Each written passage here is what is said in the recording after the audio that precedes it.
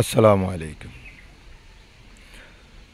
গত ১৬-১৭ বছর এই দেশের মানুষ শুধু নির্বাচন আর গণতন্ত্রের জন্য লড়াই করে হামলা মামলা গুম খুন, অসংখ্য গুম খুন হয়েছে। হামলা মামলা তো হিসাব, এটা পেপার পত্রিকায় আমরা দেখতেছি।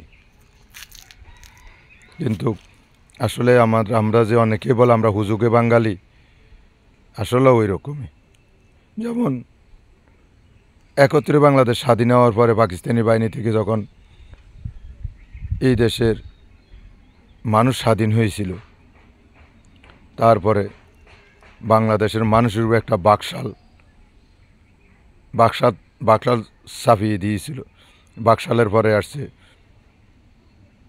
জিয়াউর রহমান সাহেব কিছুদিন মোটামুটি ভালো, যখন যে কথাটা মানুষ এখনও বলে, জিয়াউর রহমানের যে সময়কালটা ছিল ওইটা ছিল বাংলাদেশের জন্য স্বর্ণযুগ।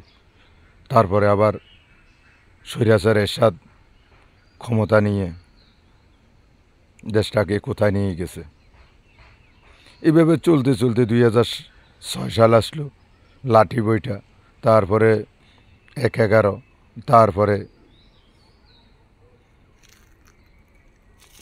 তারপরে আবার নির্বাচন, টানা ১৬ বছরের মতন ক্ষমতা ধরে বিনা ভোটে নির্বাচিত হওয়া, এটা এই দেশের মানুষ দেখেছে।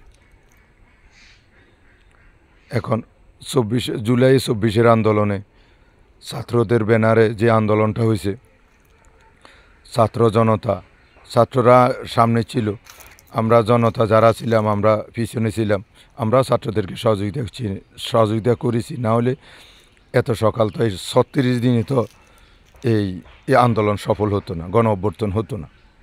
এটা আমাদেরকে মানতে হবে।